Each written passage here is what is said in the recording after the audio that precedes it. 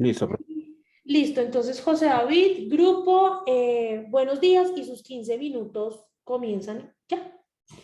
Bueno, muy buenos días a todos y todas. El día de hoy pues venimos a exponer sobre la crisis de la democracia en el siglo XXI. Inicia mi compañero Felipe, después sigue Adriana Silva, Daniela Espinal, concluiré yo. Entonces vamos a iniciar. Bueno, para iniciar, de la historia de la democracia tenemos que empezar en Grecia, donde tenemos que tener en cuenta que hay cinco figuras clave en el surgimiento, desarrollo y consolidación de la democracia ateniense. El primero es Solón, que sus reformas se constituyen en semillas que establecen condiciones para el surgimiento de la democracia. Tiene unos postulados, tres de estos son el equilibrio y armonía entre ricos y pobres, la igualdad ante la ley y el derecho de asociación.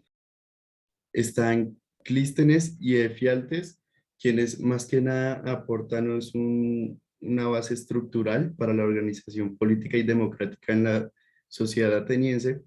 Después encontramos a Heródoto, quien es un cronista al que se le llama el padre de la historia y también se le puede considerar el padre de la política, donde en su obra aparece el primer documento donde se comparan pues, los diferentes tipos de gobierno, como la democracia, aristocracia y monarquía. En ese documento, la democracia se entiende como el régimen popular en el que la multitud es soberana. Todos son iguales ante la ley y la mayoría da cuenta para dar resoluciones a la comunidad. Finalmente está Pericles, quien en su breve manifiesto define a la democracia como el régimen en el que la administración está en manos no de unos pocos, sino de una mayoría. Para continuar, hablamos ahora de la historia en la democracia romana. Brevemente es la tradición constitucional romana, está la civitas, la cual aparece como una comunidad política jurídicamente organizada, bajo el imperio de la ley, a la que están sometidos finalmente pues, sus magistrados, los órganos judiciales y los ciudadanos. Eh, en la Edad Media, como tal, no hay grandes avances, por lo que conocemos, como una época donde no ocurre nada importante, pero sí se avanza en un tema que es la Carta Magna, fue la influencia primitiva más significativa en el proceso histórico que condujo a la primera ley constitucional. En cuanto a la Revolución Francesa, un acontecimiento clave para el desarrollo de la democracia en Europa fue esta, como tal, 1789. El pueblo pues se alzó en rebelión contra el rey, como bien conocemos, y Francia sí adopta un modelo para toda Europa en el que la ley es inspirada en las ideas de la Ilustración, estableciendo el poder, el cual es derivado del pueblo y en que todos los seres humanos son iguales. En cuanto a Estados Unidos, tomó de referente al presidente Abraham Lincoln para dar cuenta de sus orígenes y tener en cuenta también la guerra civil norteamericana, y quien pues durante su mandato promovió el Acta de Emancipación y que permitió la abolición de la esclavitud en los Estados Unidos. Eh, Sería con su discurso la forma más interesante de entender pues que la democracia fue el legado y trabajo que encomendaron los padres fundadores, para que las futuras generaciones lucharan por la nación que ellos concibieron, que la describían como una nación libre y en igualdad. De aquí nace la frase, el gobierno del pueblo, por el pueblo y para el pueblo. Listo.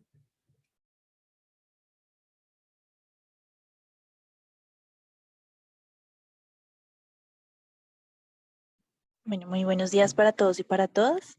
Yo les voy a hablar de cómo se ha consolidado la democracia a nivel global o lo que se considera como la democratización. Entonces iniciamos con que antiguamente, ahora lo que impera es la democracia, pero antiguamente lo que imperaba eran las monarquías a nivel mundial. Se entiende que estas monarquías lo que hacen era limitar libertades y derechos humanos, ya que eran los aristócratas precisamente los únicos que podían tener derecho a ostentar el poder y las demás personas únicamente eran ese pueblo que estaba limitado. Entonces tenemos aquí como punto importante la intervención de Estados Unidos en las guerras. ¿Qué sucede con Estados Unidos? Estados Unidos ha sido desde sus inicios un gran promotor por la democratización.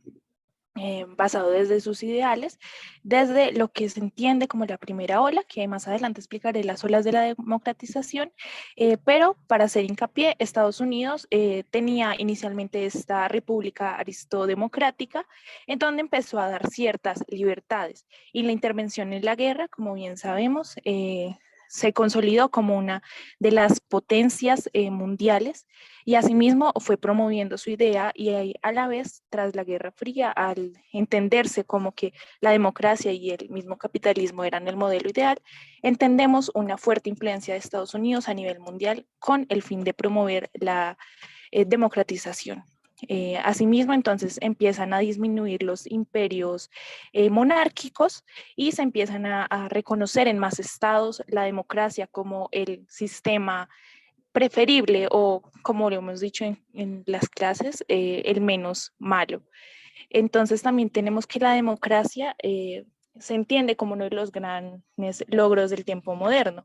Mas, sin embargo, entendemos esta democracia como la democracia representativa, ya que la democracia ateniense únicamente era otorgado a ciertas personas y no era en sí la elección, por así decirlo, del pueblo. También entendemos como uno de los grandes logros de la democracia el voto femenino, en donde a su vez permitió que se le concedieran muchos más derechos a las mujeres a nivel mundial, por así decirlo, porque si bien entendemos que hay muchas limitaciones a nivel de los derechos de las mujeres en algunos estados. También tenemos que tener en cuenta que desde la ONU misma se ha promovido y se ha estado apoyando que la mayoría de los países accedan a un sistema democrático, ya que esto en la misma ONU lo encontramos en sus documentos de fundación, que se promueven así los principios y valores que deben seguirse. También referente al voto femenino, en la ONU encontramos que así en la Convención contra la Discriminación de la Mujer, el voto femenino se reconoce como uno de estos grandes pilares de la democracia, y que así se respetan los derechos, libertades, derechos humanos de todas las personas. Ahora hablaremos de lo que es una teoría que promueve Samuel, perdón si menciono mal el nombre, Huntington, en donde él habla de las olas de la democratización. Las olas de la democratización son esas etapas en donde la democracia se fue poco a poco imponiendo a nivel mundial, dejando de lado estas monarquías que inicialmente les mencionaba. Entonces encontramos que son 3 olas. La tercera ola tiene que ver más con los tiempos contemporáneos, y hay 2 contraolas. Entonces, la primera ola la encontramos en que 29 estados acceden a esta democracia, e inicia con Estados Unidos cuando tiene esta república aristodemocrática en la presidencia de Andrew Jackson. La expansión de este ideal de democracia era a Inglaterra y Europa. ¿Por qué se dice que es una democracia aristócrata? Porque bien, las personas que podían ser postulados eran personas del llamado censo, que era gente con bastante poder adquisitivo, con mucho dinero. Uno de los países latinoamericanos que se suma a esta ola de la democracia fue Argentina, pero debemos tener en cuenta que en este momento únicamente los hombres eran quienes podían votar, y podían votar por hombres con bastante dinero.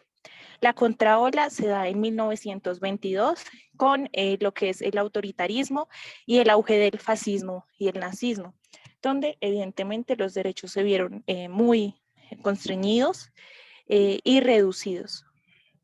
Encontramos después de la Segunda Guerra Mundial, que se da la segunda ola. La segunda ola es en donde las potencias ascienden y se estima que se tiene este poder y se da el voto femenino.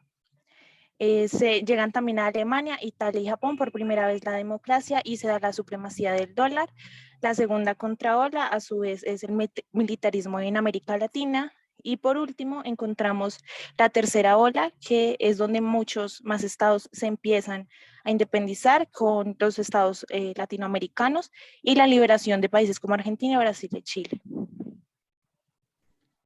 Buenos días a todos y a todas. Bueno, como ya nos queda muy poco tiempo, entonces voy a agilizar un poquito. En este mapa encontramos que efectivamente la democracia sí llegó triunfante al siglo XXI, puesto que como lo vemos acá en verde agua marina, la mayoría de países de América, algunos de Europa, Asia, África y Oceanía son países completamente democráticos. Esto pese a los problemas que presenta, los cuales son cuatro. David, por favor, la otra. Bueno, estos son cuatro problemas, se dividen en dos estructurales y dos nuevos. El primer problema estructural es que las personas ya no creen en la representación de lo que sustenta lo que es una democracia, puesto que no creen que las personas que llegan al poder representan los intereses de todo, perdón, de todos. La segunda es que la democracia está en una constante crisis de gobernabilidad, es decir, que los gobernantes no son capaces de llevar un gobierno legítimo y eficaz.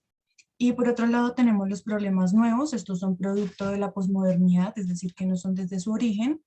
El primero es la expansión del capitalismo, esto se daba con la caída del comunismo y la llegada de la globalización y se creó un conflicto constante entre el Estado y el mercado y esto genera la desestabilización de la democracia. Y el último problema es que, bueno, con la llegada de las redes sociales, desplazó lo que era todos los medios de comunicación que tenían cierta credibilidad e independencia y se cree también que estas están recubiertas de anarquía, ya que los estados no democráticos pueden modificar los resultados electorales, afectando la geopolítica mundial. Por otro lado, tenemos unas concepciones de lo que es la crisis de la democracia. La primera es la de Bobbio, él fue un jurista italiano y decía que los estados estaban conformados por tres índoles, por decirlo así. El primero era la naturaleza como tal, el segundo el derecho y por último la democracia, y esta estaba afectada también por la ingobernabilidad, la privatización de los espacios públicos y el poder oculto, ya que se desaparece lo que es como tal la democracia, que es un propósito común y entran a prevalecer los intereses propios. Y por otro lado tenemos al filósofo alemán Habermas. Él dice que las perturbaciones que atacan la integración sistemática son por las pocas posibilidades que tienen los estados de resolver los problemas para llegar a su conservación del mismo estado. Este sistema tiende a colapsar por la incapacidad que tienen los estados de resolver los problemas. Esto es como cuando se van acumulando muchos problemas y a la final terminan colapsando. Bueno, y por último tenemos también del filósofo estadounidense Walling y de Gaucher. Ellos dicen exactamente lo mismo de Habermas, sus teorías concuerdan completamente con esto de que si no se resuelven estos problemas pueden llegar al colapso. Por último, tenemos la democracia en Colombia. Se crea la pregunta de que si la democracia en Colombia también está en crisis y la respuesta es que sí, porque también presenta los mismos cuatro problemas de las democracias del resto del mundo y en especial es de la legitimidad sobre la representación. Esto es por unos factores, los cuales están aquí en las diapositivas, que son que el sistema electoral genera desconfianza para todas las personas en Colombia. También los sistemas de partidos que se estaban institucionalizando han tenido bastantes retrocesos. El proceso de paz en el 2016 también dividió el país con el plebiscito del 2010, de ese mismo año. Y por último, la corrupción alcanzó los índices más altos, incluso esta llegó a contaminar la cúpula de la justicia. Bueno, y ahora para lo último les vamos a hablar del ocaso de la democracia o lo que yo decidí llamar mejor como Polibio tenía razón. Entonces, aquí les voy a hablar de anaciclosis o de los ciclos bolivianos. Esto parte de que todo sistema político tiende a degenerarse y que existe una sucesión cíclica de regímenes políticos en los estados del mundo. Entonces, ¿qué es el esquema de la anaciclosis? Aquí lo pueden ver, tómenle un pantallazo porque esto va a ser un brochazo que me quedan 2 minutos nada más. Entonces, la democracia se encuentra en crisis en Colombia y en América Latina, en el mundo en general también. La confianza en la institucionalidad de los estados es cada vez menor y esto se ha prestado para el surgimiento de liderazgos autoritarios con comportamientos o populistas o autoritarios. Hay un debate entre populismo y autoritarismo porque entre Aristóteles y Polibio no hubo como un acuerdo y entonces después de la democracia Aristóteles decía que seguía la demagogia y Polibio decía que seguía la oclocracia, que era la degeneración, el estado impuro de la democracia. De igual forma, las democracias sólidas están demostrando comportamientos de oclocracia o demagogia. Esto lo vemos en Estados Unidos, en Europa, bueno, en varias naciones del mundo. Señales de alarma, crisis de la democracia antes de la pandemia. Las democracias antes de la pandemia se encontraban en crisis per se. Entonces, antes de la pandemia, antes del año 2020, fueron electos múltiples gobiernos de corte autoritario. Por ejemplo, la coalición de ley y justicia en Polonia en el 2015, Trump en el 2016, Bolsonaro en el 2018, Bukele en el 2019, entre otros.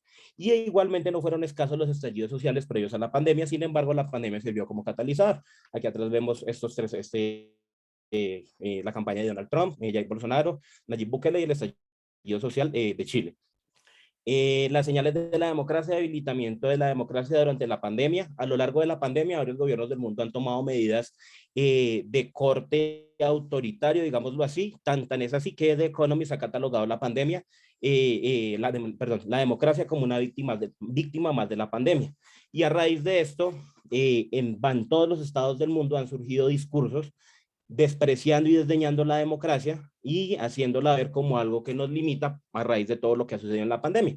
Entonces, en Estados Unidos, por ejemplo, el uso del tapabocas y las medidas de bioseguridad se convirtió en un símbolo político de un partido. Los demócratas los utilizaban y los republicanos no lo utilizaban. Bueno, señales de alarma, estallidos sociales durante la pandemia. En Colombia en el 2021, hace 5 meses hubo un estallido social. En Estados Unidos en abril y mayo un estallido social. En Perú otro estallido social. Y a raíz de esto también han surgido liderazgos autoritarios en los estados. Aquí los vemos, por ejemplo. En Perú, en las elecciones recientes, ganó Pedro Castillo, que tiene discursos de corte autoritario, y en segundo lugar estaba Fujimori, que también tenía discursos de corte autoritario. Colombia, vamos a tener elecciones, de líder va Gustavo Petro, que tiene discursos de corte autoritario, y falta que el Centro Democrático defina candidato para saber quién va a ser el otro. Y en Chile, los líderes en encuestas, José Antonio Caz y Gabriel Boric, ambos tienen discursos de corte autoritario. Entonces, aquí esto me lo robé de un libro que se llama Cómo mueren las democracias. Por favor, tómenle un pantallazo, me quedan 30 segundos, para definir y para identificar José cómo una David, siga democracia y puede estar. explíquelo bien. Bueno, gracias, profe. Entonces, aquí vemos, esto lo tomé del libro, ya les mencioné, Cómo mueren las democracias o How Democracies Die. Y este es como una guía rápida de 4 puntos para identificar cómo una democracia puede entrar en crisis gracias a un liderazgo de corte autoritario. Entonces, aquí lo vemos, por ejemplo, la primera característica es rechazo de la aceptación de las reglas democráticas del juego. Entonces, los candidatos rechazan la Constitución o su voluntad de no acatarla, sugieren la necesidad de adoptar medidas antidemocráticas, pretenden usar medidas extraconstitucionales, intentan socavar la legitimidad de las elecciones. La segunda es la negación de legitimidad de adversarios políticos. Entonces, describen a sus rivales como subversivos o contrarios al orden constitucional, afirman que sus rivales son una amenaza existencial, atacan sin argumentos a otros partidos políticos y los tildan de delincuenciales, organizaciones criminales, y sugieren de manera infundada que sus rivales son espías extranjeros que trabajan secretamente en alianza para gobiernos foráneos o de un país normalmente enemigo. Y 3 y 4, entonces, tolerancia, fomento de la violencia. Esto básicamente es que los candidatos o los gobernantes no condenan o por el contrario fomentan la violencia extranjera dentro de sus estados. Y cuarto, la predisposición a restringir las libertades civiles de la oposición, incluidos de los medios de comunicación. Esto es la cooptación de todo el Estado, de los medios de comunicación, y la alienación y la restricción de los derechos civiles y políticos de los contrarios. Aquí lo vemos, que es tomado de How Democracies Die de Steven Levitsky y Daniel Sibla. Y por último, soluciones a la crisis de la democracia desde el derecho y las ciencias políticas. Entonces, es algo muy breve. Desde nosotros, digamos que nosotros no podemos detener el ciclo de la anaciclosis porque esto es un tema que se ha estudiado durante mucho tiempo, digamos que es algo entre comillas inevitable, pero sí es algo que lo podemos tratar de retrasar. Entonces nosotros como jóvenes o como ciudadanía activa podemos participar activamente en política, iniciar en actividades de liderazgo, realizar actividades de veeduría y participar en actividades de pedagogía democrática, para mostrar que 2 cosas, que si bien es cierto la democracia no es el mejor de los sistemas de gobierno, porque existen muchos más, es el único que ha funcionado medianamente bien en Occidente y que nos brinda cierto tipo de libertades y garantías fundamentales. Ay, eso es, profe. Muchas gracias. Bueno, José David, Daniela, Felipe, Adriana, muchas gracias por empezar con este tema precisamente.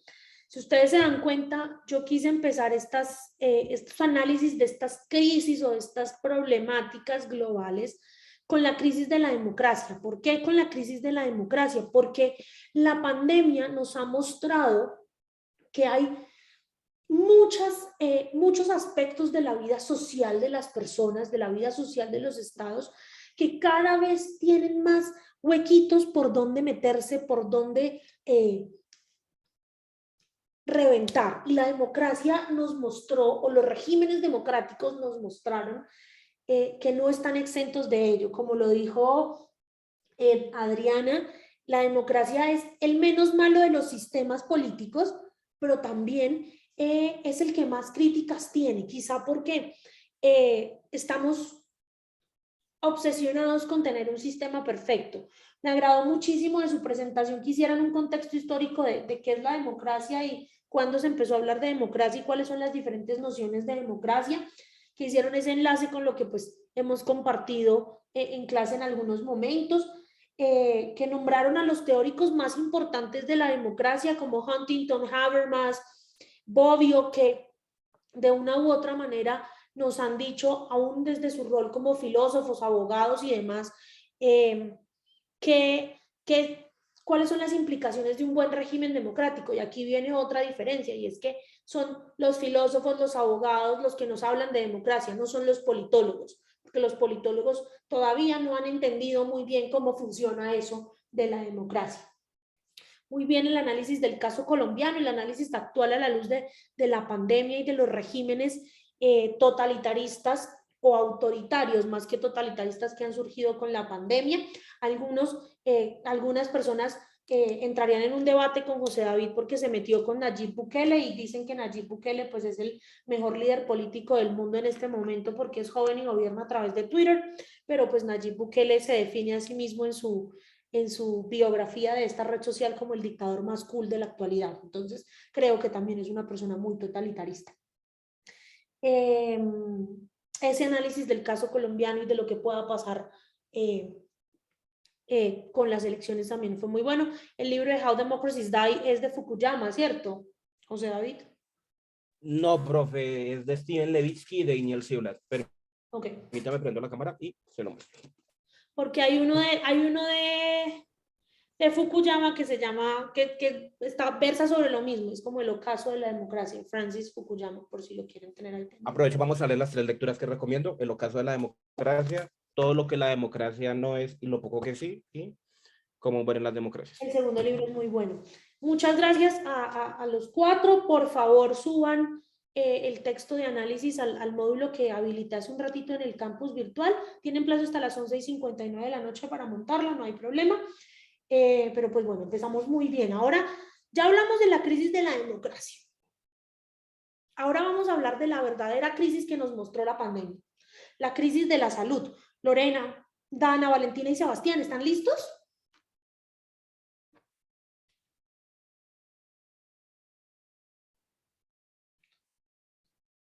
Buenos días, profe. Hola. Profe, para decirte que es que una compañera, ella no puede estar porque se encuentra hospitalizada. Ella nos mandó el certificado de la clínica. No sé si a ti te lo haya mandado. No, tranquilos. Hagan ustedes la presentación y le dicen a ella que, Y otra primero, que se compañera, recupere pronto y segundo, que exacto. me cuente. Y otra compañera que pues no sabemos, no está presente, no se ha hecho. ¿Quién está en la eh, clínica? ya te digo, Dana, profe. Listo. eso. Entonces, díganle a Dana, bueno, primero que espero que no sea nada grave y se recupere pronto. Dana participó en la presentación, en la organización y la realización de la misma.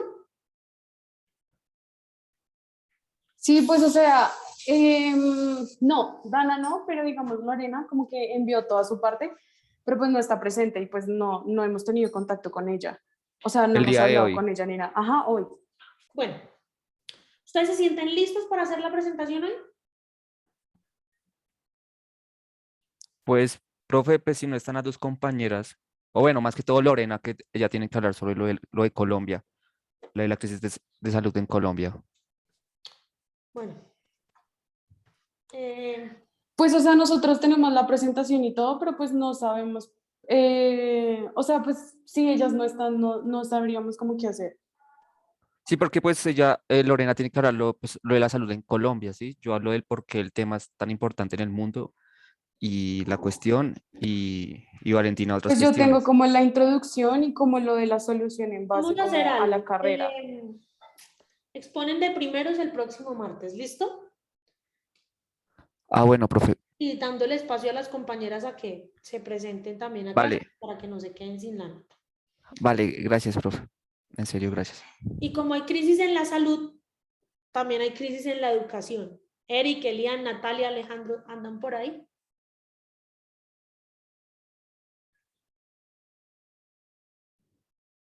Buenos días, Doc. Sí, sí, estamos acá. Listo, entonces, ¿están listos?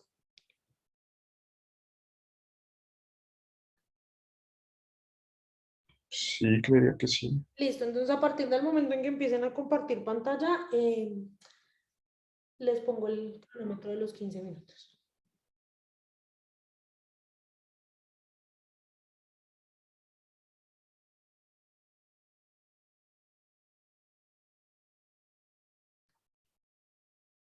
Listo, entonces sus 15 minutos comienzan en este momento. Adelante.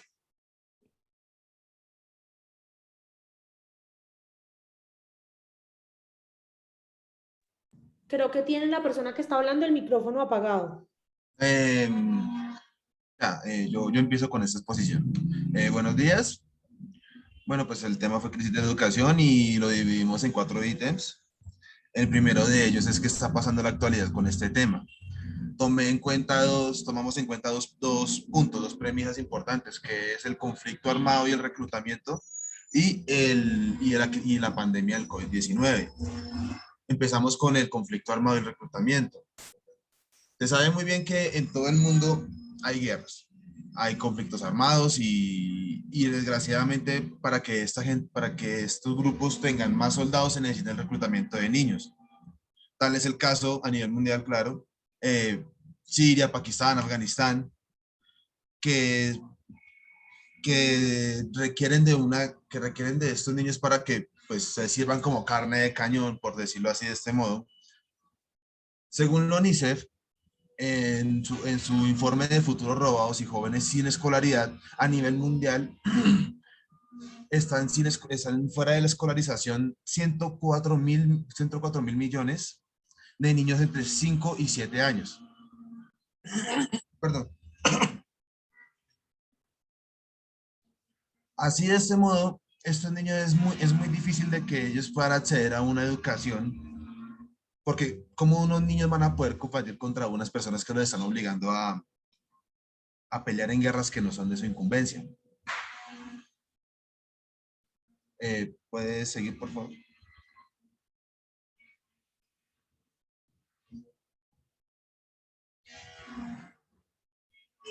No, otra, la 3.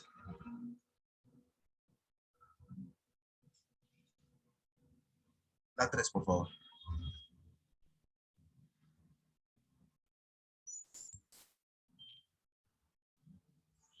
Gracias.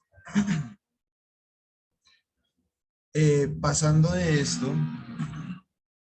en la actualidad la pandemia del COVID-19 hizo que muchos estudiantes no pudieran ir al colegio, prácticamente en todo el mundo. Tan solo en Colombia, 102 niños y niñas adolescentes abandonaron sus estudios al cierre de sus colegios por este dicho tema. En el mundo son 1.168 millones de niños que se vieron afectados también con el cierre de las aulas. En América Latina y en el Caribe, 98 millones de niños también resultaron afectados. Las cifras fueron corroboradas por la UNICEF en el año 2021. Perdóname.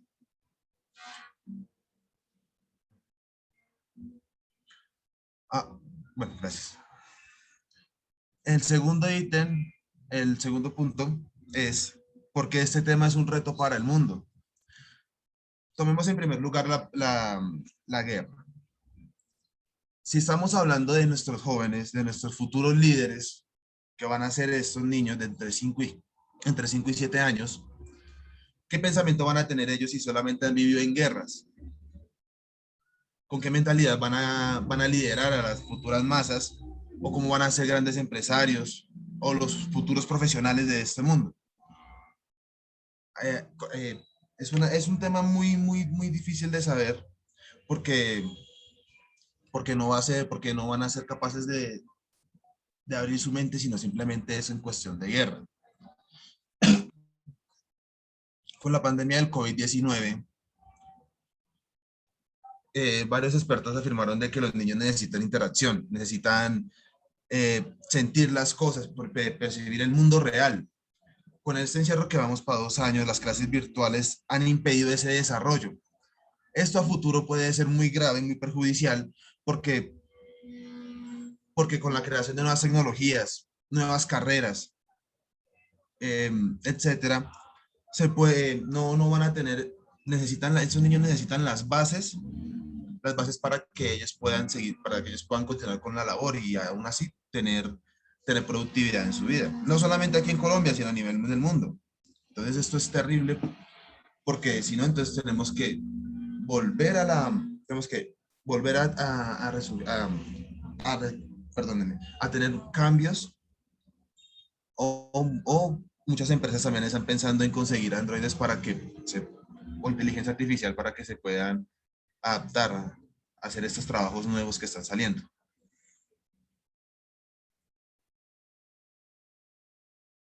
Bueno, referente de cómo está Colombia frente a esa problemática respecto al tema, nos podemos dar cuenta que la crisis de educación en Colombia a términos generales va en declive por ciertos factores y uno de ellos no es la pandemia, sino va de más atrás. Eh, bueno, investigando, de acuerdo a la UNESCO, la última, bueno, dio un porcentaje frente a cuántos estudiantes habían desertado en los estudios. Fueron 1.200 millones, de los cuales 160 millones de estudiantes en América Latina, y en Colombia el Ministerio de Educación dio que por la pandemia más de 243.801 estudiantes han desertado de sus colegios, lo que corresponde a esto a un 2,7% a los estudiantes de escuela básica en el país. Como hablábamos anteriormente, mi compañero, durante la pandemia las instituciones educativas han intentado implementar modalidades de aprendizaje, pues como lo hemos visto por medio de Zoom, por medio de otros tipos de herramientas para que este tipo de situaciones no afecte el aprendizaje de los estudiantes. Pero es que en la Comisión Económica para América Latina y el Caribe, el 67% de los estudiantes en Colombia de 15 años tienen conexión a Internet y el 62% a un acceso a computadora y el 21% a un software educativo. No solo eso, también la inversión abismal estatal frente a la investigación y estudios con otros países es demasiado, pues, grande, como países como Japón, Israel invierten más del 3 y el 4 PIB o el Producto Interno Bruto anual, mientras que en Colombia se invertirá el 1,5 de su PIB y es en ciencia y tecnología e innovación, pero solamente eso se dará eh, si se cumplió o no hasta el 2022. En la red digital, a la parte rural, que es la parte más afectada en la pandemia y que siempre ha sido afectada a nivel histórico, ya que pues ustedes saben un ejemplo de que bueno, se implementó lo de las TIC, lo de que el robo que hizo, pues no el ministerio, pues acá encabezado de la ministra, ex ministra, ¿no? Abu Dipen, creo que es el apellido, se me olvida, que se invirtió cierto tipo de dinero frente a emplear internet a esas zonas rurales y que pues obviamente por cierto tipo de situaciones no se vio a cabo. Y pues como ustedes saben, la infraestructura física pues y los docentes preparados frente a estas nuevas tecnologías pues no, o sea, están bien preparados a nivel eh, pues no rural, ya teniendo que los estudiantes no tienen ese tipo de implementos. Y uno de los lineamientos educativos que pues ha marcado una tendencia frente a la parte de docentes es, digamos, ahorita la meritocracia, ya que pues la mercantilización educativa por la vía de la privatización y la implementación de contratación de docentes con criterios clientelistas, pues haciendo caso omiso al concurso de meritocracia, que es algo que actualmente docentes, estudiantes y posiblemente nosotros profesionales es algo que ya ahorita lo vemos como algo pues que nos está llevando bien a cabo, sino como hablaba anteriormente con ese tipo de clientelismo y ese tipo de situaciones en las cuales pues entre más contactos uno tenga referente a eso, pues puede tener algún buen trabajo. Y pues teniendo en cuenta todas esas problemáticas que acabo de decir yo a nivel de docentes y a nivel de estudiantes, sea rurales o sea en la parte de ciudades, que es como la que entre comillas se está llevando a cabo un poco más amplio la parte de esta virtualidad nueva. Un proceso frente que, digamos, también se me hizo muy importante a nivel estructural de los docentes, como es el pago de estos, ¿no? Ya que, pues, ustedes se pueden dar cuenta que un docente, para que sea bien pago referente a otro tipo de profesiones, tiene que tener, cursar, por ejemplo, 5 años de un pregrado, una especialización y, pues, ejemplo, 1, 2 o 3 maestrías para que gane más o menos un salario pues acorde a lo que es del estudio, 6 u 8 millones. Eso es un aproximado, ¿no? No estoy haciendo, no estoy siendo, digamos, sí, viendo una certeza frente a esto, ¿no? Pero frente a las demás profesiones que o sea, se ven comparadas, pues no es algo que garantice pues ese tipo de calidad y reconocer ese tipo de labor del docente. Teniendo en cuenta este tipo de situaciones y problemáticas, pues se vieron llevados a cabo pues todas esas movilizaciones que se han llevado a cabo todos estos años desde el 2019 frente pues el pago un reconocimiento de pago frente a los docentes de mayor privilegio, ya que son, digamos, la herramienta más importante frente a nosotros, desde niños hasta que pues terminamos nuestro nivel de educación, ¿no? Eso como respecto a Colombia, ¿no? Ya puede pasar la siguiente, compañero. ¿Qué nos dejó la pandemia en términos de educación? Bueno, dos ítems. Primero, en el analfabetismo digital, la carencia de competencias digitales por parte de los maestros, falta de herramientas, el acceso a las herramientas digitales se ha visto muy limitado, especialmente en los estudiantes de instituciones públicas. Para el año 2020 se matricularon 9.800.000 estudiantes, 80% del sector público y 19% del sector privado. En el sector público, 63% manifestó no tener acceso a Internet, el 18% en el sector privado manifestó pues lo mismo. Bueno, en un estudio de la Universidad Javeriana, bueno, donde se investigaron 762 instituciones educativas. En las instituciones públicas, 48% de las instituciones consultadas, los rectores creen que su planta de docentes no se encuentra preparado o pues no maneja las herramientas digitales frente a un 12% de las entidades privadas. Y pues como conclusión rápidamente nosotros dejamos que pues se acentúa la desigualdad social en términos de pandemia, digamos que el poder adquisitivo se ve mermado, sobre todo en instituciones de educación pública, teniendo en cuenta también que la mayoría de estudiantes se encuentran inscritos en estos tipos de instituciones. Es un poco preocupante porque desde edades tempranas se empieza a acentuar un poco más la desigualdad social o bueno, la fragmentación social. Y eso es hasta ahí, lo que hicimos.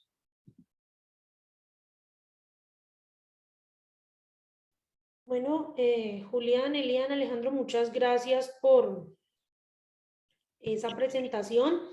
Aspectos a destacar, los datos y que se apoyaron en los datos y en la información que da la Agencia de las Naciones Unidas para la Infancia y la Adolescencia, UNICEF, que pues es el órgano que más sabe de cómo están las cosas con los niños en el mundo. Hubiese sido chévere también ver un poco cómo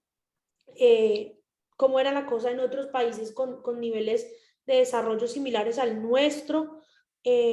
para pues, poder comparar si estamos mejor o peor que otros estados del mundo, pero pues creo que la conclusión dice mucho y es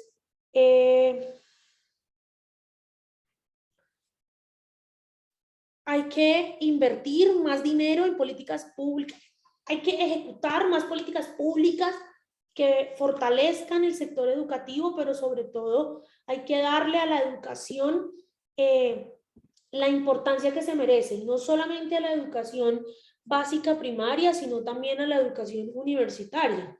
Creo yo que los jóvenes como ustedes también están en una crisis educativa y creo que esto lo digo basándome en evidencia empírica, que los niveles de aprendizaje en las aulas han bajado mucho porque no estamos en una presencialidad donde de una u otra manera, no quiero decir la palabra obligar, donde los estudiantes se ven forzados a participar en clase porque tienen, o hacer análisis críticos en clase porque tienen a los profesores. Son muy pocos los estudiantes que en estos contextos de virtualidad realizan esos ejercicios. Algunos por pena, otros por que están también compartiendo estos espacios de la clase con el trabajo, etcétera, etcétera. Son diferentes problemáticas.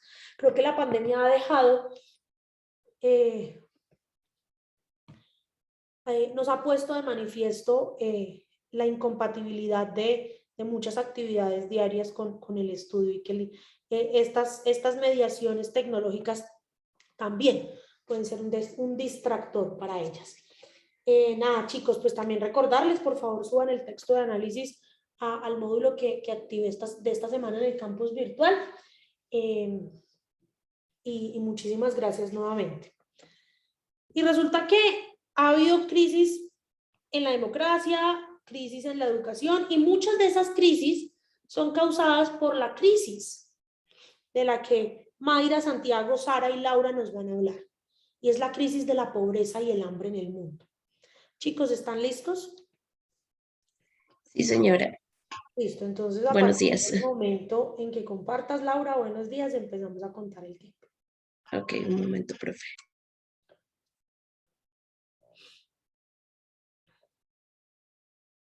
Listo. Entonces, adelante, los escuchamos, sus 15 minutos comienzan ya. Ok, nosotros vamos a hablar de la pobreza y el hambre como un problema gigante de las sociedades en el mundo. Debemos tener en cuenta primero las definiciones. Debemos entender que la pobreza es un fenómeno multidimensional, es decir, no se enfoca solamente en la falta de recursos. Obviamente, esto es un factor objetivo con el que se puede mirar este problema, que pues obviamente es la falta de recursos para satisfacer las necesidades básicas, pero también se puede observar desde un factor subjetivo como la privación de la participación social de las personas, lo que no les permite avanzar dentro de la sociedad. A pesar de que el enfoque más común es la falta de ingresos, no solo, la pobreza no es solamente una cuestión económica, sino es un fenómeno que comprende como la falta de capacidades para vivir una vida digna, relacionándose entonces con siendo un problema de derechos humanos y la constante vulneración de estos, además de la vulneración de derechos civiles, políticos, económicos, sociales y culturales. Por otro lado, el hambre, de acuerdo con la Organización de las Naciones Unidas para la Alimentación y la Agricultura, es una sensación física de incomodidad y dolor que resulta del consumo insuficiente de energía alimentaria, la cual se vuelve crónica cuando no se consume la suficiente cantidad de calorías para permitir llevar una vida normal. También debemos analizar, tener en cuenta lo que es la inseguridad alimentaria, que es la condición que padece una persona que carece de accesos regulares a suficientes alimentos nutritivos y esto le impide un crecimiento y desarrollo normal para llevar una vida saludable. Estos conceptos se relacionan porque se encuentra que en una situación de inseguridad alimentaria severa es porque la persona se ha quedado sin alimentos y se ha quedado sin comer durante varios días, lo que pues nos deja entendido que esta persona ha pasado hambre. ¿Qué está pasando con el hambre y la pobreza? De acuerdo con Manos Unidas, en el 2019 se tienen las siguientes cifras. En el mundo, 1.400 millones de personas sufren de pobreza extrema y 820 millones de desnutrición crónicas. Cifras que se vieron aumentadas en el 2019 por tercer año consecutivo. Una de cada 9 personas no puede acceder de manera regular a una alimentación adecuada y suficiente. Para el 2020, el Banco Mundial confirmó que el mundo atravesaba su peor recesión desde la Segunda Guerra Mundial y la desigualdad entre ricos y pobres quedó profundamente marcada durante la pandemia, por lo que el aumento de la pobreza y el hambre fue notorio, de tal manera que la ONU prevé que para 2030 habría alrededor de 500 millones de personas en situación de pobreza extrema. Los 5 países más pobres a 2020 son Burundi, que es un país de África Oriental que debido a una situación delicada en cuanto al ámbito político, eh, desde el 2015 miles de personas se vieron obligadas a huir del país. En segundo lugar está Sudán del Sur, país que ha sufrido una guerra durante más de 5 años que obligó a millones de personas a huir de este. Malawi, que es uno de los países que, a pesar de su condición de pobreza, refugia y acoge a solicitantes de asilo de países como el Congo, Burundi y Ruanda, pero que se vio profundamente afectado por el ciclón Idai. Mozambique, otro de los países que recibe refugiados, pero que también se vio bastante afectado por el ciclón Idai. Y en quinto lugar, República Democrática del Congo, que es un país golpeado por la violencia y las guerras. De acuerdo con la ONU, el 20% de la población mundial padece hambre y el 60% de estas personas se encuentran en países en donde, como se puede evidenciar, no hay estabilidad política y se libran unas guerras que ponen en peligro a la sociedad y sus situaciones económicas. La desnutrición y el hambre se encuentran entre las principales causas de muertes en niños y a la vez esta generan sistemas inmunológicos deprimidos, especialmente en África. Según la Organización Mundial de la Salud, 462 millones de adultos luchan contra la desnutrición y el hambre y 205 millones de niños menores de 5 años padecen hambre, siendo el hambre el causante del 45% de la muerte de los niños en el mundo. Em, porque el hambre y la pobreza son un reto para el mundo, el hambre y la pobreza toda la vida han sido retos para toda la población mundial, de manera tal que se evidencia que en el año 2000 pues, se fijaron los objetivos del desarrollo del milenio, los cuales se plantearon cumplir para el 2015, teniendo como primer objetivo erradicar la pobreza extrema y el hambre. De cierta manera se logró, ya que en los países en desarrollo se disminuyó del 28% al 17% la proporción de niños con hambre.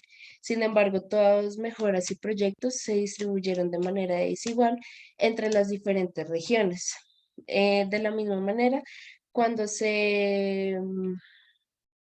cuando se plantearon los 17 Objetivos del Desarrollo Humano Sostenible, los cuales se espera que se cumplan para el 2030, se evidencia que los dos primeros objetivos son el fin de la pobreza y el hambre cero.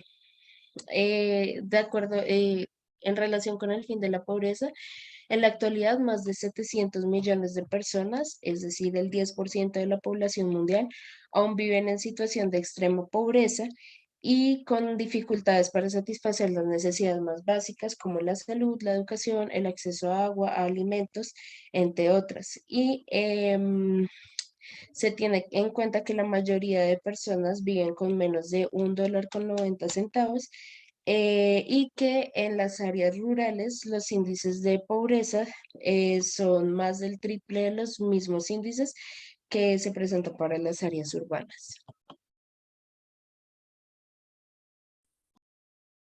Bueno, el objetivo de desarrollo sostenible número 2 es hambre cero y este tiene como objeto lograr la seguridad alimentaria, poner fin al hambre, mejorar la nutrición y pues por último promover la agricultura sostenible.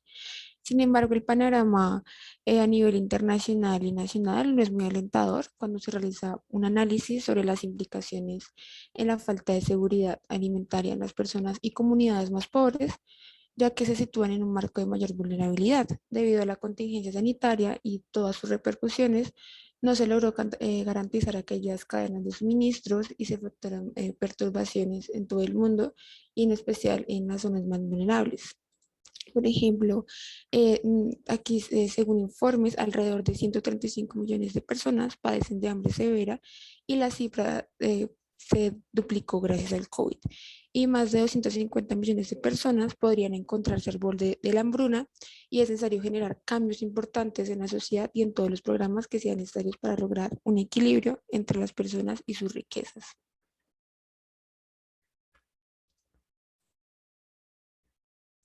Bueno, ¿cómo está Colombia respecto al tema? Los ODS de la pobreza y el hambre están bajo la lupa. Bueno, en Colombia se experimentó una reducción sostenida de la pobreza entre el 2012 y el 2019 del 5,1 a nivel nacional y del 3,7 en las cabeceras municipales. E incluso el índice también el índice de pobreza multidimensional se había logrado reducir un poco, pero con la llegada del COVID se generaron los retrocesos. En solo un año, 3,5 millones de personas quedaron atrapadas en la pobreza monetaria y 2,8 millones de personas en la pobreza monetaria extrema. Hoy todavía se desconoce cuál es el impacto a largo plazo de esta situación, porque debemos esperar cómo se va recuperando la economía en aquella reactivación económica que está en marcha. El hambre, bueno, no se reportan unos niveles muy altos de avances. Sin embargo, acciones como el Plan contra la Desnutrición Infantil, que se incluyó en el Plan Nacional de Desarrollo 2018-2022, ese plan se dirige a menores de 5 años con desnutrición aguda, moderada o aguda severa, mediante acciones de atención de salud, nutrición, alimentación y suministro de complementos nutricionales. Según un informe, el 96,4% de niñas y niñas menores de 5 años del departamento de La Guajira y el 100% de los atendidos en el Chocó, en los centros de recuperación nutricional, recuperaron su estado nutricional. Y esto implica un avance significativo para atender a los niños y las niñas con mayores riesgos de desnutrición y alcanzar la meta a 2030.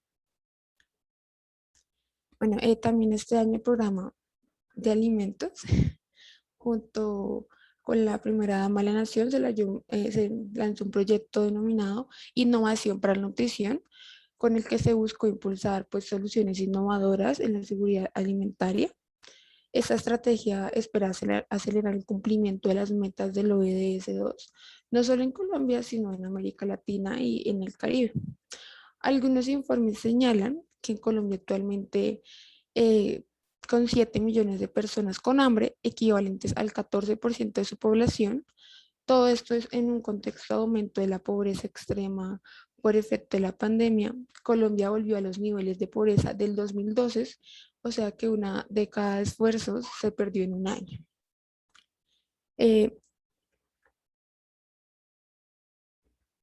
De hambre, el DANE publicó unas cifras que pasó del 1,5 a 17 puntos porcentuales. El aumento de la brecha en tan solo un año y medio es especialmente alarmante por el fenómeno. Se conoció un informe del Banco Mundial donde advierte que la desigualdad de ingresos en Colombia es la más alta entre todos los miembros de la Organización para la Cooperación y el Desarrollo Económico y la segunda dentro de 18 países de América Latina. Según el DANE, se denota que en el mercado laboral colombiano hay una marcada brecha, puesto porque por cada 10 hombres desempleados hay 18 mujeres en la misma condición.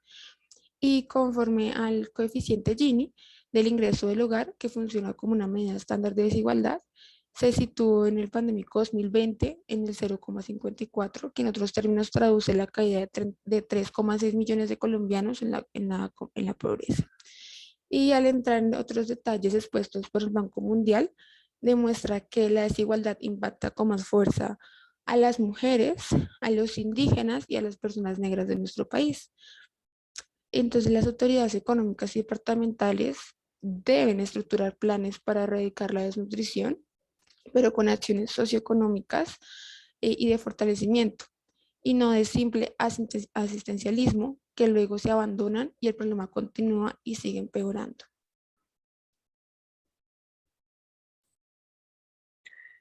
Bueno, a continuación les voy a decir todo lo que ha sucedido con respecto al tema, pues gracias al COVID-19.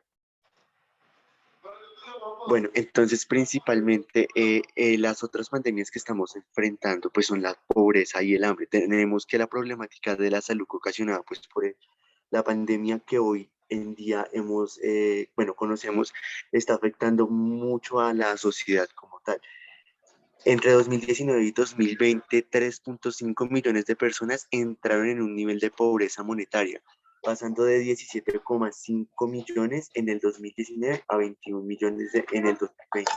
Entonces, día a día vemos cómo la pobreza crece y más aún gracias al COVID-19. El DANE nos ha dado unas cifras de las cuales se las voy a leer a continuación, que es sobre la pobreza en el país, que principalmente pues, se encuentra en el Caribe. Encontramos que la pobreza monetaria en La Guajira es de 66,3%, en el Magdalena 59,8%, en Córdoba 59,4%, en el Cesar estamos con el 58,39%. Entonces vemos que según el DANE, en el año 2020, 3.551.522 personas, que es un equivalente a la población total de Cundinamarca, están en un estado de pobreza y que el 31% de todas estas cifras se encuentra pues, en la ciudad de Bogotá. En la siguiente diapositiva podremos ver que la pobreza monetaria que hemos tenido en cuenta, el dinero que los gastos de cada integrante de cada familia está por debajo de los 331.668. La pobreza extrema se ve cada día más regulada en el país, pues el COVID-19 ha generado distintas ocasiones en las cuales los empleadores han tenido que despedir a los trabajadores, afectando gravemente pues, la economía de estos. Un ejemplo de cómo la pandemia afectó las ciudades, tenemos en principal a la ciudad de Barranquilla, que decimos que ella fue una de las ciudades en las que mayor porcentaje quedaron de personas pues debajo del índice de pobreza monetaria pues en el país. Y el DANE nos permite concluir que especialmente a los campesinos, es decir, todo el sector rural es el principal vulnerado en este aspecto. Bueno, va mi compañero. La relación entre el hambre y la pobreza, debemos tener en cuenta que la relación entre el hambre y la pobreza, existe una correlación entre las dos, debido a que ambas son problemas sociales y las dos se encargan de cumplir una relación y cumplir una obligación entre bienes y servicios para poderle prestar un bienestar a las personas y a las familias. Y conforme a las relaciones y a todo lo que subsanen de estas dos problemáticas sociales, existe la corrupción debido a que existe muy mal manejo de los recursos aquí en Colombia e incrementa a las personas para que sean vulnerables y vivir en situación de pobreza debido a que los medios o los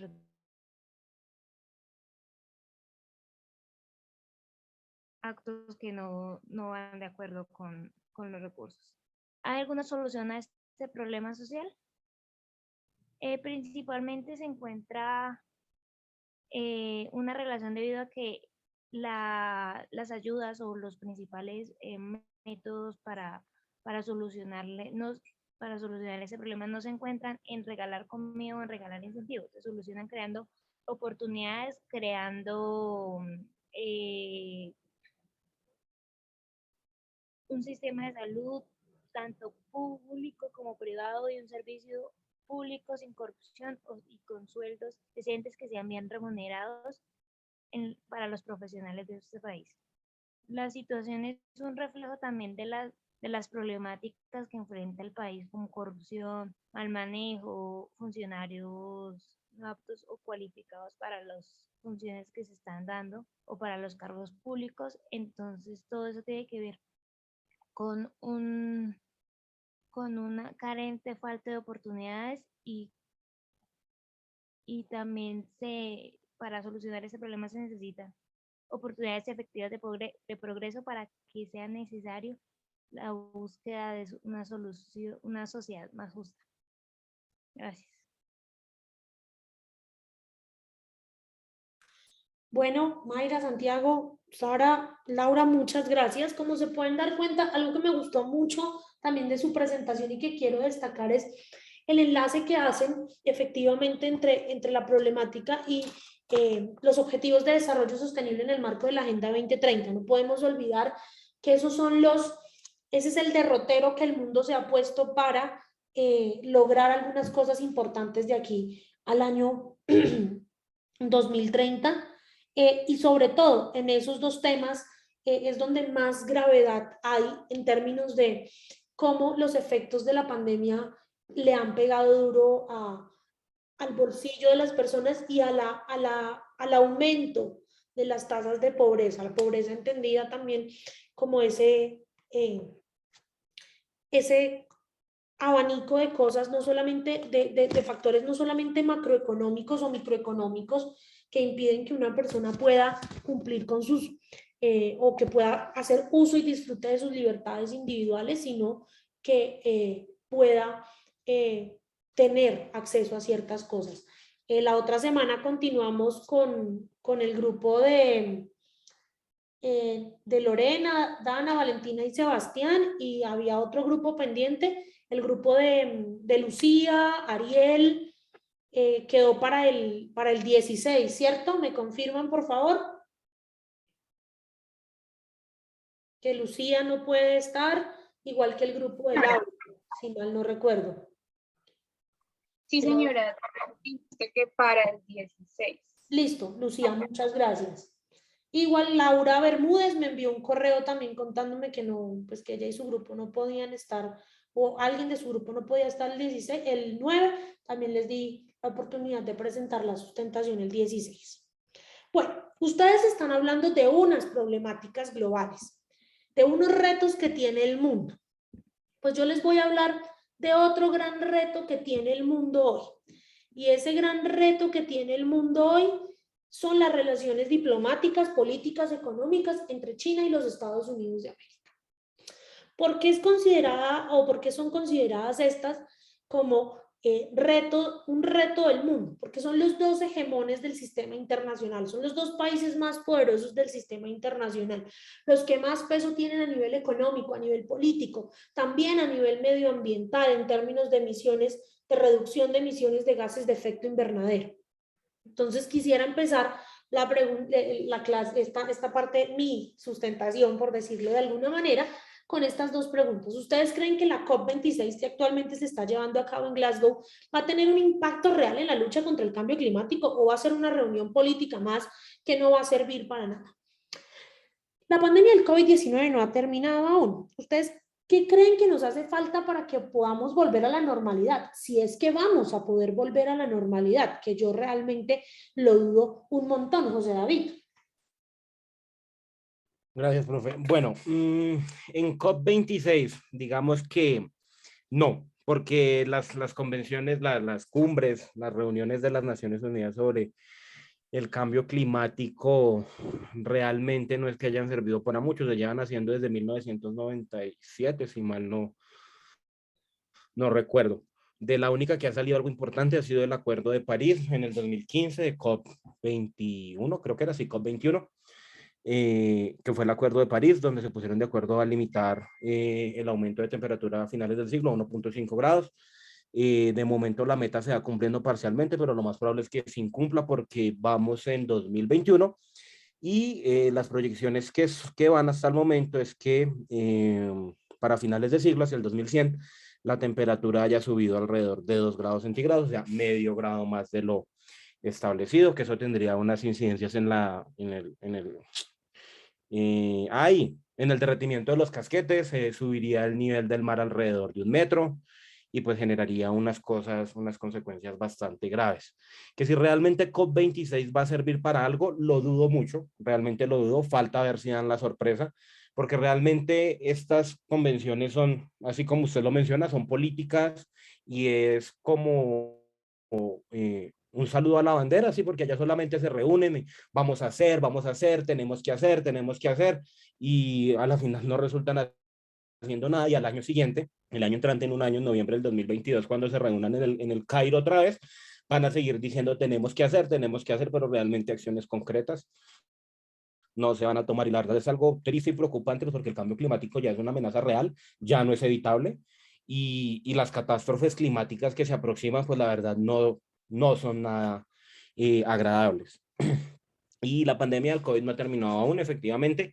¿Qué creo que haga falta para que podamos volver a la normalidad? Yo creo dos cosas. Primero, que COVAX funcione, la plataforma COVAX funcione para repartir vacunas hacia los países menos favorecidos, que digamos que pueden ser los que representen más peligro en un año cuando ya el virus circule de manera común, como un virus, como una gripa, como un resfriado.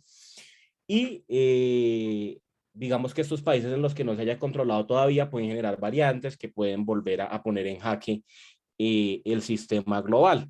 Y de igual forma, otro punto que puede hacer falta para que vuelva a la normalidad es eso, que el virus siga circulando, que el virus hasta que se convierta en un resfriado normal. Uy, pero es que no sé si a usted le ha dado COVID, pero eso no es un resfriado normal. Pues yo sé, no me ha dado, gracias a Dios. Bueno, menos Solamente con mal. la vacuna, y no me quiero imaginar cómo sea el virus porque la vacuna casi me mata. Menos mal que no le ha dado, porque si no, no estaría diciendo un resfriado normal. Pero, profe, es que eso, digamos que con la gripe española sucedió lo mismo, eso era una tragedia, el que se contagiaba se moría a la semana y con unas hemorragias terribilísimas, pero después se convirtió en la gripa que nos da normalmente. Entonces yo creo que pues ahorita sí es algo terrible.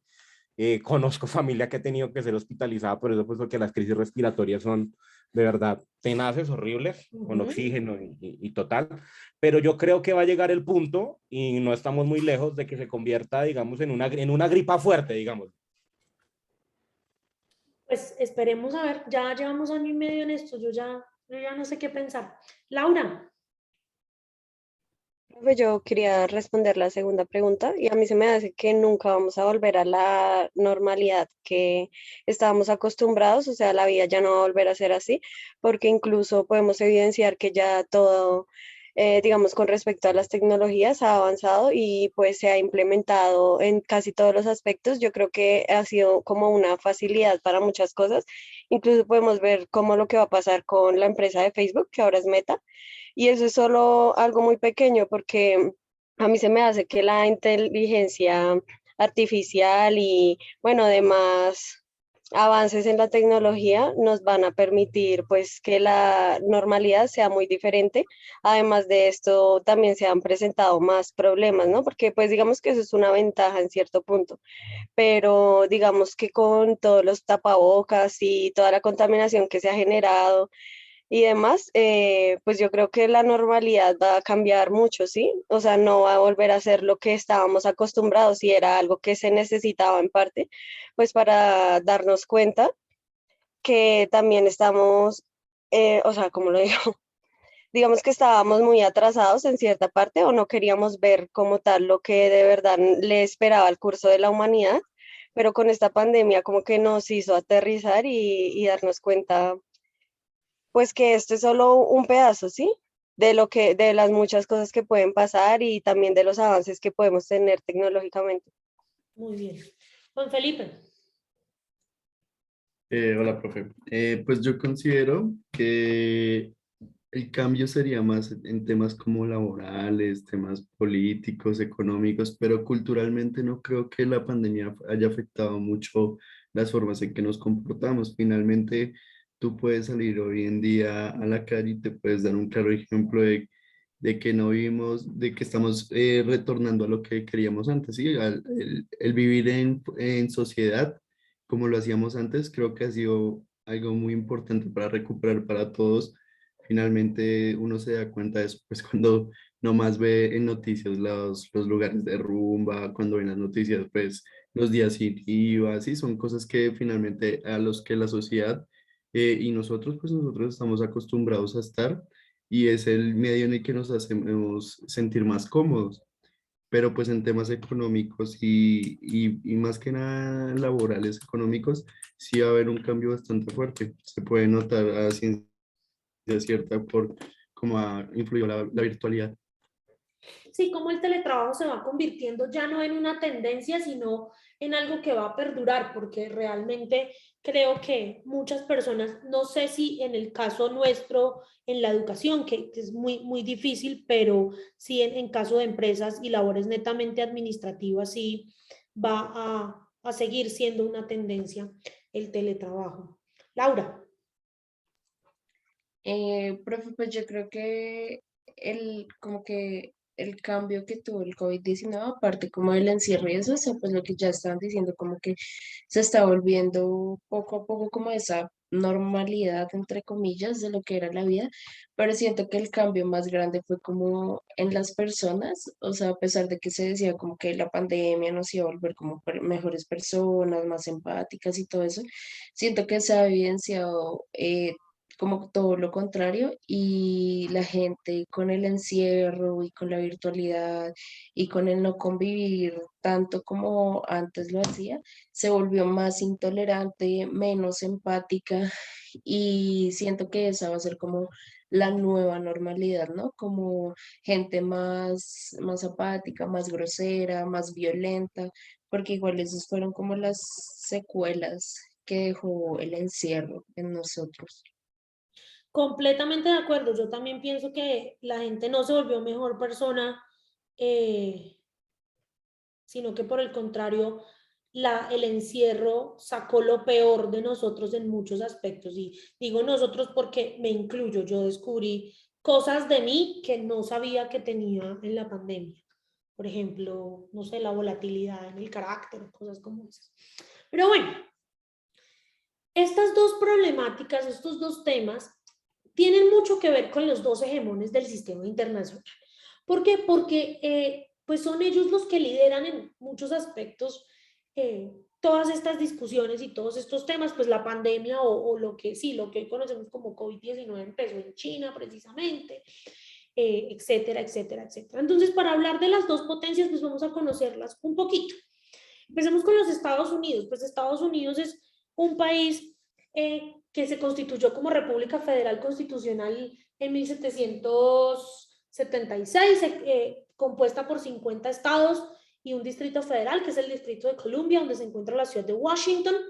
Tiene cerca de 9.83 millones de kilómetros cuadrados y 325 millones de habitantes, lo que lo hace el país, el cuarto país más grande del mundo en términos de área, después de Rusia, China e India, y el tercero en población después de China e India. Es una de las naciones con más diversidad étnica, con más diversidad cultural, producto de la inmigración a gran escala. Los Estados Unidos es un país hecho a base de migración, primero en los tiempos de la conquista y la colonia, de migración holandesa y migración inglesa, y poco a poco después de migración de todas partes del mundo. Hoy los Estados Unidos es la economía más grande del mundo en términos nominales, pero la segunda más grande en paridad del poder adquisitivo por detrás de la República Popular China. Los Estados Unidos es la principal y más importante fuerza capitalista del planeta, es líder en investigación científica, en innovación tecnológica, es uno de los países con las mejores fuerzas armadas del mundo, en fin, es uno de los países o el país más importante a nivel occidental en el mundo. Pero pues es un país que ha tenido una historia bastante particular. Entonces, ¿qué les parece si conocemos un poquito más la historia de los Estados Unidos? Aunque como país no existió hasta mucho más tarde, tenemos que irnos a antes de la llegada de los españoles a América para hablar de los comienzos del hombre en lo que hoy en día es Estados Unidos. El actual Estados Unidos estaba habitado por diferentes pueblos, como pueden ser los Anasazi en el sur, los Inuit o esquimales en Alaska, los indios de las llanuras en el centro, los indios de los bosques en el oeste, o la Confederación Iroquesa en el noroeste, que eran sin duda la civilización más avanzada de la zona y una de las primeras en la historia en coquetear con la democracia. Sin embargo, en 1492 todo iba a cambiar radicalmente, y si 1492 es ese año mágico en el que Cristóbal Colón llega a América creyendo haber encontrado las Indias. Sin embargo, los españoles tardaron varios años más en llegar a lo que hoy en día es Estados Unidos. Juan Ponce de León dio nombre a la Florida en 1513. En 1565, Pedro Menéndez de Avilés funda la ciudad de San Agustín, convirtiéndose en el asentamiento europeo más antiguo de todo Estados Unidos. Los españoles siguieron haciendo expediciones al norte de Estados Unidos, pero lo que se iban encontrando no les gustaba en absoluto. No encontraban oro, ni plata, ni tierras que les llamaran mucho la atención, y además a medida que avanzaban al norte cada vez hacía más frío. ¿Para qué iban a quedarse allí si en México, Florida o el resto de Latinoamérica estaban mucho más a gusto? Así que la presencia española en Estados Unidos se limitará a Florida, algunas zonas del sur y California, donde fundarán ciudades como Los Ángeles o San Francisco. Así que Reino Unido aprovechó la ocasión para expandir su imperio. Muchos ingleses emigraron al actual Estados Unidos entre los siglos XVII y XVIII, en busca de aventuras y una vida mejor. La presencia inglesa en Estados Unidos cada vez era más importante y pronto se fundaron importantes colonias que se agruparon bajo el nombre de las 13 colonias británicas de Norteamérica y que, como no eran muy productivas, gozaron de bastante autonomía. Estas 13 colonias eran Massachusetts, Nuevo Hampshire, Rhode Island, Connecticut, Nueva York, Pensilvania, New Jersey, Delaware, Maryland, Virginia, Carolina del Norte, Carolina del Sur y Georgia. Sin embargo, los ingleses no eran los únicos que querían pescar en estas nuevas tierras. Agricultores alemanes se establecieron en Pensilvania fundando Delaware y holandeses fundaron Nueva Ámsterdam en la isla de Manhattan, que se convertiría en Nueva York cuando la tomaron los ingleses. Francia, por su parte, estaba en la Luisiana, controlando un territorio que se extendía desde los Grandes Lagos hasta el Golfo de México. Reino Unido y Francia, enemigos históricos, comenzaron a competir por expandir sus territorios en todo el mundo, y estalló en 1754 una guerra prácticamente mundial, que por supuesto afectó a América del Norte. Los franceses fueron apoyados por España, pero aún así perdieron la guerra, por lo que Florida y Quebec pasaron a ser inglesas y Luisiana española. Sin embargo, esta guerra, aunque consolidó el poder de Reino Unido en América del Norte, tendría consecuencias que los ingleses no se podían ni imaginar.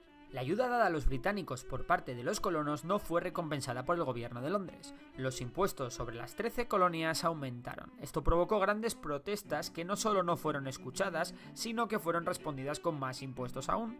Por ello, las tensiones entre Londres y las colonias eran cada vez mayores. Los intelectuales americanos comenzaron a plantear la idea de una América independiente. En 1774 tiene lugar el primer Congreso Continental, la primera reunión de colonos contra la corona británica y a favor de la independencia. En 1775 estalla la guerra entre Reino Unido y los colonos americanos. En mayo de ese año, un segundo congreso se reunió en Filadelfia y empezó a asumir las funciones de gobierno nacional, que entre otras cosas organizó un ejército de campaña bajo el mando de George Washington. El 4 de julio de 1776 se firma la Declaración de Independencia de los Estados Unidos, siendo el 4 de julio hoy en día fiesta nacional. Parecía que Reino Unido ganaría más pronto que tarde la guerra, pero España y Francia pronto se pusieron a ayudar a los colonos, con Bernardo Gálvez por parte española y con el Marqués de Lafayette por el lado francés. La batalla de Saratoga en 1777 fue la primera gran victoria estadounidense. En 1781 los británicos sufren una aplastante derrota en la batalla de Yorktown y acaban perdiendo la guerra, teniendo que reconocer 2 años más tarde la independencia de los Estados Unidos. Ganada la guerra quedaba lo más importante: poner de acuerdo a las 13 colonias. Pronto se creó un gobierno federal único, con un presidente de la República y 2 cámaras legislativas. Se redactó también una constitución en 1787 y se convocaron elecciones en las que George Washington fue elegido primer presidente de los Estados Unidos. En 1803, Estados Unidos compra la Luisiana a Francia, que había recuperado el territorio tras la Guerra de la Independencia. En 1812, Reino Unido volvió a entrar en guerra con Estados Unidos, intentando recuperar sus territorios, pero Estados Unidos vuelve a vencer a los ingleses. Estados Unidos también conquistó la Florida española, aprovechando que España estaba en una guerra por su propia independencia contra Francia. Aprovechando que todo iba a favor, y gracias a un gran desarrollo económico y la revolución industrial, Estados Unidos comenzó a expandirse hasta el lejano oeste, motivados por el descubrimiento del oro en California, la llamada fiebre del oro, y por la creación de una gran red de ferrocarriles, canales y carreteras a lo largo del país. Al sur de Estados Unidos se había independizado México. Ambas naciones pronto entraron en guerra.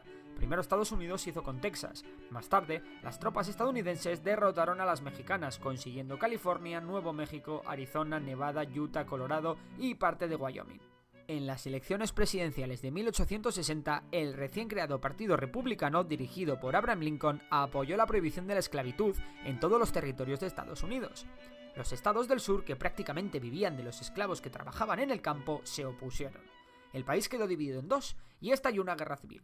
7 estados, que acabaron siendo 11, declararon su sucesión de los Estados Unidos para formar los Estados Confederados de América. Sin embargo, los unionistas ganaron la guerra gracias a la victoria en la batalla de Gettysburg.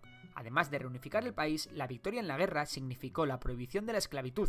Sin embargo, sí continuó una política de segregación racial que provocó que hubiera instalaciones públicas para blancos y para negros, como fuentes, vagones de tren, asientos de autobuses, etc.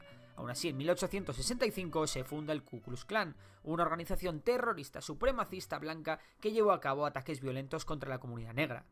En 1867, Estados Unidos compra Alaska a Rusia y la segunda revolución industrial crea un crecimiento sin precedentes en Estados Unidos. Alemanes, irlandeses, italianos, japoneses y demás inmigrantes llegan en masa buscando oportunidades en Estados Unidos.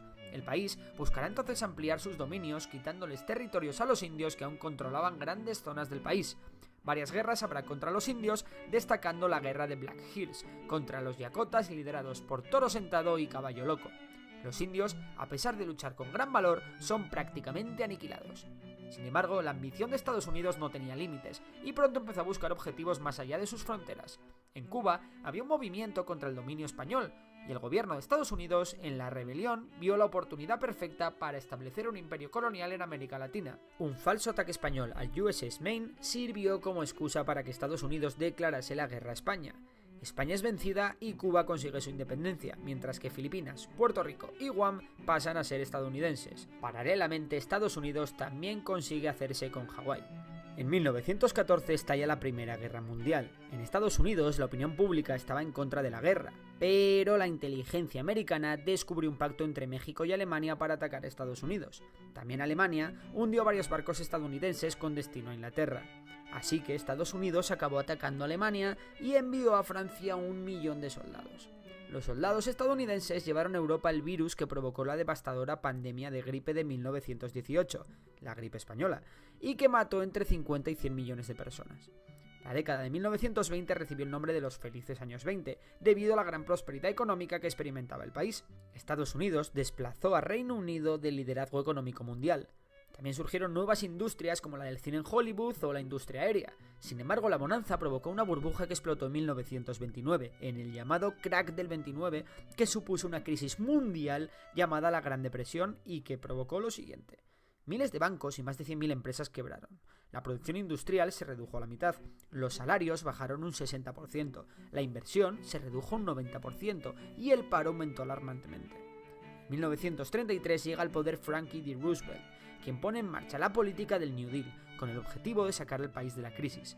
Esta política establece subsidios de desempleo, la ley de seguridad social, la comisión de bolsa y valores y un mayor control sobre los bancos. Además, se realizan obras públicas por todo el país con el objetivo de generar empleo y dotar al país de infraestructuras. Gracias a estas políticas el país empieza a ir mucho mejor, pero en 1939 estalla la Segunda Guerra Mundial. Una vez más, Estados Unidos no entra directamente en la guerra, sino que se limita a ayudar a los aliados y a imponer un embargo de petróleo a Japón por la invasión de Manchuria. Sin embargo, el ataque japonés a la base de Pearl Harbor en 1941 hace que Estados Unidos declare la guerra a Japón. Alemania, por su parte, le declara la guerra a Estados Unidos y este responde haciendo lo mismo. Estados Unidos está oficialmente dentro de la Segunda Guerra Mundial. Aunque en Europa la mayor parte del peso recae sobre la Unión Soviética, Estados Unidos es clave en que Alemania caiga antes de tiempo, primero desembarcando en Italia y más tarde abriendo un frente en Francia, desembarcando el día D en Normandía. Por su parte, Estados Unidos sí que lleva el peso casi total del esfuerzo de guerra contra Japón. Justo antes de la rendición de Japón, Estados Unidos lanza 2 bombas atómicas sobre las ciudades de Hiroshima y Nagasaki, siendo el único país en la historia en utilizar una bomba atómica contra población civil. Estados Unidos también se llevó a cabo una gran campaña de bombardeos contra población civil y objetivos militares, tanto en Alemania como en Japón, que causaron cientos de miles de víctimas. Los aliados habían derrotado al fascismo, habían ganado la guerra y 2 potencias antagónicas habían surgido. El modelo capitalista de Estados Unidos contrarrestaba con el comunismo de la Unión Soviética. Esta calma tensa entre ambas potencias, que creció al calor del nuevo armamento nuclear que ambas potencias poseían, fue la llamada Guerra Fría. Una guerra fría en la que el mundo vivía con miedo de que una guerra nuclear pudiese estallar en cualquier momento. La Guerra Fría también se librará en algunos países de menor tamaño, donde había guerras entre facciones que apoyaban un modelo capitalista y otras que apoyaban un modelo comunista. Ejemplo de ello es China, donde ganaron los comunistas, o Corea, donde el resultado fue de empate técnico. Los años 50 fueron años de un gran desarrollo económico, tecnológico y demográfico, ya que la población aumentó con el llamado baby boom. También en los 50 varios movimientos sociales reclamaron derechos y libertades para algunas minorías como los afroamericanos, que seguían marginados. Los mayores exponentes de este movimiento fueron Rosa Parks, Martin Luther King o Malcolm X. En la política exterior la cosa seguía igual. La Unión Soviética y Estados Unidos seguían aumentando su armamento nuclear y nuevos conflictos regionales surgieron. Estados Unidos fue incapaz de hacer caer al régimen de Fidel Castro en Cuba y estalló la crisis de los misiles cuando Estados Unidos descubrió que la Unión Soviética estaba instalando misiles nucleares en Cuba. Fue entonces cuando se instaló el teléfono rojo, que directamente comunicaba Washington con Moscú. Estados Unidos también se metió en la guerra de Vietnam, de la que tuvo que salir por patas ante las miles de bajas y el coste que supuso. El 22 de noviembre de 1963, durante un desfile en Dallas, el presidente John Fitzgerald Kennedy es asesinado, causando una gran conmoción entre la población. En el 69, Estados Unidos logra un golpe propagandístico sin precedentes, aterrizando en la Luna, convirtiéndose Neil Armstrong en el primer humano en pisarla. En los 70 lo más destacable es el escándalo Watergate, que destapó muchos abusos de poder por parte del gobierno de Nixon, que acabó dimitiendo. Los 80 están marcados por la crisis de la Unión Soviética, que colapsará poniendo punto y final a la Guerra Fría. Es entonces cuando el foco de Estados Unidos comienza a trasladarse a Oriente Medio. Los 90 empiezan con la Guerra del Golfo, en la que una coalición internacional liderada por Estados Unidos expulsa al Irak de Saddam Hussein de Kuwait. Los 90 también están marcados por la creación de empresas tecnológicas como Google, que comenzarán un desarrollo económico sin precedentes, solo interrumpido por el estallido de una burbuja a principios de los 2000. En la mañana del 11 de septiembre de 2001, 2 aviones secuestrados por Al-Qaeda impactaron en las 2 torres del World Trade Center en Nueva York, y un tercero en el Pentágono, causando la muerte de más de 3.000 personas, convirtiéndose en el peor atentado terrorista en la historia estadounidense. Este atentado inició la llamada guerra contra el terrorismo, que implicó la intervención militar directa en Afganistán y unas nuevas medidas de seguridad, especialmente aéreas, nunca vistas hasta el momento. En 2004, con la excusa de que el régimen de Saddam Hussein tenía armas de destrucción masiva, Estados Unidos vuelve a liderar una coalición internacional e invade Irak. Saddam Hussein es capturado y posteriormente condenado a muerte. Sin embargo, la insurgencia iraquí llevará a cabo una guerra de guerrillas que causa miles de muertos en las filas estadounidenses, hasta que en 2011 Barack Obama retira las tropas, dejando un vacío de poder que llevará al auge del Estado Islámico. Paralelamente, estalló una de las mayores crisis económicas de la historia en 2008 tras la quiebra de Lehman Brothers. Desde entonces, el país se enfrenta a varios escenarios peligrosos: tensiones con Irak, la guerra de Siria, una posible nueva crisis económica y un sinfín de problemas más. Solo el tiempo nos dirá cómo continuará la historia de Estados Unidos.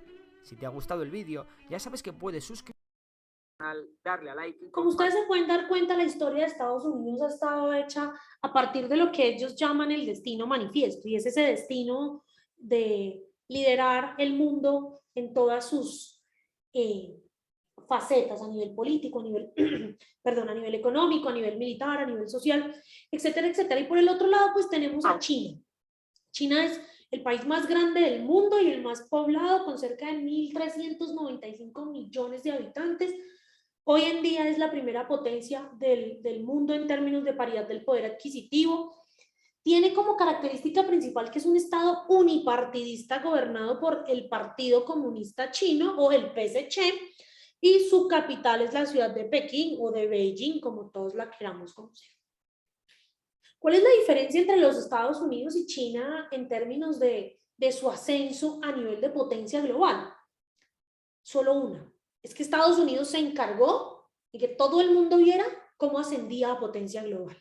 Estados Unidos se encargó de hacerle creer a todo el mundo que estaba destinado a ser potencia global. En cambio, China, es muy poco lo que sabemos de China. Yo siempre he dicho que nosotros sabemos de China lo que China quiere contarnos. Y hasta el triunfo de Mao no sabíamos nada de China. Incluso hoy, después de la muerte de Mao, es muy poco lo que sabemos a ciencia cierta de China. Pero, pues con la muerte de Mao Zedong, el líder principal, el líder de la revolución comunista china, en 1976 toma el poder Deng Xiaoping. Deng Xiaoping implementó una serie de 4 reformas o de reformas económicas que se pueden condensar en 4 aspectos. El primero, China es un estado comunista o socialista con una economía capitalista. Y estas reformas empezaron en el año 79, donde se aceleró también la construcción de zonas francas, de zonas económicas exclusivas dentro de China para potenciar el crecimiento económico del país, pero sin olvidar que el Estado a nivel político iba a seguir siendo un Estado comunista. Ese mismo año, Estados Unidos reconoció diplomáticamente a China, es decir, le dio el estatus de reconocimiento internacional y empezaron las relaciones diplomáticas formales entre ambos países, pero sin desconocer que Taiwán, que tiene una lucha ahí con China por temas de soberanía, sigue siendo reconocido por los Estados Unidos y por la gran mayoría de países del mundo como un estado independiente. Resulta que Deng Xiaoping en el año 60, mucho antes de ser presidente, pronunció una frase que dice: no importa si el gato es blanco o negro, lo importante es que case ratones. Pues resulta que Deng Xiaoping esa frase la trasladó años después a algo más o menos que decía así: no importa si somos una dictadura o una democracia, lo importante es que seamos una potencia económica. Y esa potencia económica avanzó en 4 grandes modernizaciones. La modernización de la economía, que empieza en 1979, la modernización de la agricultura, porque China era un país netamente agrícola y empezó una urbanización, una urbanización de su vida social bastante grande. El desarrollo científico y tecnológico, China empezó también guiado un poco por lo que estaba sucediendo en Estados Unidos, del gran auge de los estudios de las áreas de la ciencia, la tecnología y la innovación, a fomentar entre sus jóvenes el estudio de carreras y de programas de ciencia, tecnología e innovación para poderle competir a Estados Unidos, y no solo a Estados Unidos, sino a todas las potencias del momento, y una modernización en su sistema de defensa nacional. Hasta el año 79 más o menos, China tenía un ejército muy pobre, muy poco formado, muy poco industrializado, muy poco tecnificado. A partir del 79 empezó un auge y una modernización del ejército chino, también teniendo en cuenta que el país ya se estaba proyectando como un gigante que se estaba despertando. Y pues durante los años 80, Deng Xiaoping logró muchos avances políticos para su país, el más importante quizá la devolución del territorio de Hong Kong, que estaba siendo administrado por el Reino Unido de Gran Bretaña y Irlanda del Norte, a la República Popular China. Hoy en día China es ese país del que pocos saben, pero todos hablan, y que es considerado uno de los grandes responsables de muchas de las cosas a nivel climático que pasan en el mundo. Entonces, ¿por qué se están enfrentando hoy estas dos potencias? Primero, porque pues son 2 caras de una misma moneda. Un régimen autoritario como lo de China contra una democracia liberal como lo es Estados Unidos, en donde hay hostilidades en todos los ámbitos. A nivel geográfico, ¿por quién tiene más territorio? Porque acuérdense que en política internacional el territorio significa más poder, en términos de espionaje, de propaganda, de músculo militar y de símbolos nacionales. Entonces, hoy en día la historia de la Guerra Fría se está repitiendo un poco. Si en los años entre el 40 y el 90, entre el 45 y el 90, había enfrentamientos, confrontaciones diplomáticas, económicas, políticas, tecnológicas entre Washington y Moscú, ahora es entre Washington y Beijing, porque Estados Unidos está viendo como poco a poco un nuevo país le está ganando esa puja por el poder económico, por el poder militar, por el poder tecnológico, quizá no por el poder político, ojo, porque nadie o China todavía está muy lejos de poder alcanzar a Estados Unidos en cuanto al poder político y a la influencia que tiene en todos los aspectos de la vida política de los estados. Hay muchas coincidencias entre la Guerra Fría de Estados Unidos y la Unión Soviética y lo que está pasando entre China y Estados Unidos, pero la diferencia más grande es que Rusia y Estados Unidos no estaban interconectados y no eran dependientes el uno del otro, como sí lo son China y los Estados Unidos. China y los Estados Unidos son dependientes a nivel financiero, a nivel económico, a nivel de producción de bienes y servicios. Las grandes empresas tecnológicas norteamericanas maquilan y ensamblan sus productos en China. China es el principal vendedor de los Estados Unidos y Estados Unidos también es, o sea, ambos son el socio económico, el principal socio económico del otro. Es decir, hay muchas interconexiones que impiden también que estalle un enfrentamiento como muchos pensarían que puede estallar, que es a nivel militar. La competencia es claramente por la influencia mundial, donde Estados Unidos acumula más de 75 años como potencia única del sistema internacional y China, que quiere convertirse en potencia gracias a su proyecto de la nueva ruta de la seda, que va a abarcar casi 16 países de Asia y Europa, y pues la competencia en áreas de innovación, tecnología y pues por supuesto en tiempos del COVID lo vimos, quién era el primer país en conseguir la vacuna contra el COVID-19, si la norteamericana Pfizer o la china Sinovac Biotech. Hasta aquí, preguntas, dudas, comentarios, ¿todo claro? Todo claro, profe. Claro. Vamos a ver un poquito cómo está hoy, pues como estas fuentes del Banco Mundial a 2019, que es el último año del que se tienen datos, ambos estaban muy cerquita en superficie en millones de kilómetros cuadrados, 9,6 China contra 9,8 millones de Estados Unidos. En población, pues sí, China se lleva a Estados Unidos por delante, 1.397 millones de habitantes de China contra 328 millones de los Estados Unidos. De esos 328 millones de habitantes, el 82% es población urbana en el caso de Estados Unidos, y de los 1.397 millones de China, cerca del 61% están en las ciudades.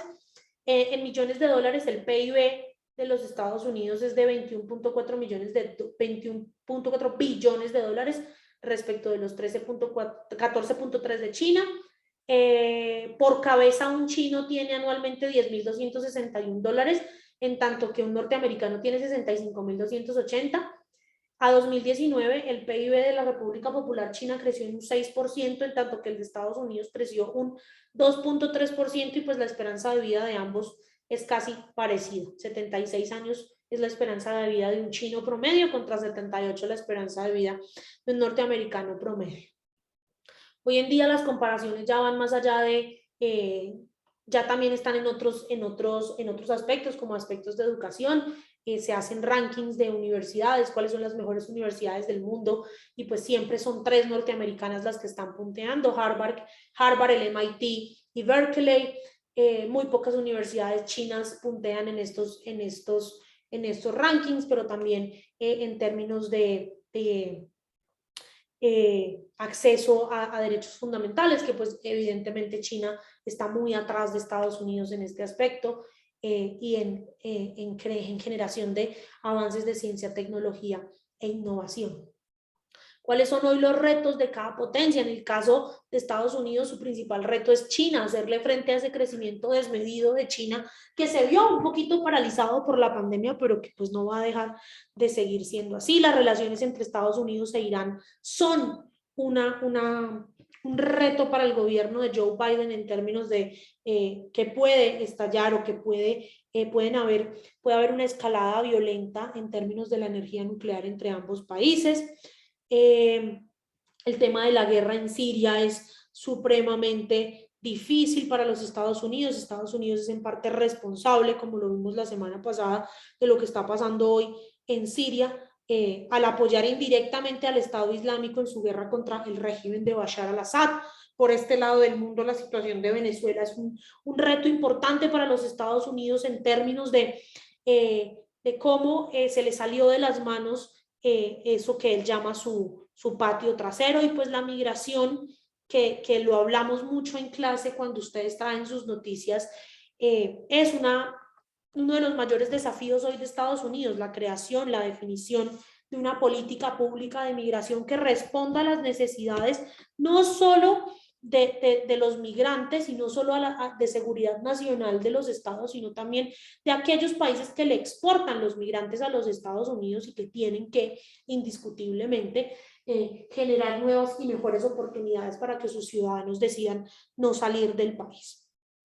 Aquí me faltó quizá el estallido, la crisis social que hubo en Estados Unidos el año pasado y que culminó con la victoria de Joe Biden en las elecciones presidenciales de noviembre, y otros muchos temas que puede tener Estados Unidos, como la lucha contra las drogas, la lucha contra el terrorismo, etcétera, etcétera. En el caso de China, pues su principal reto hoy es hacerle frente a esas relaciones con Estados Unidos, y al igual que Estados Unidos, hacerle frente a sus relaciones con Rusia. Rusia siempre ha estado ahí. Antes Rusia era el segundo en ese juego de ajedrez, hoy en día Rusia es un espectador en ese juego de ajedrez, pero no podemos olvidar que el señor Vladimir Putin quiere ser potencia, quiere devolver su país al estatus de potencia global, y para eso tiene que enfrentarse de tú a tú con los Estados Unidos.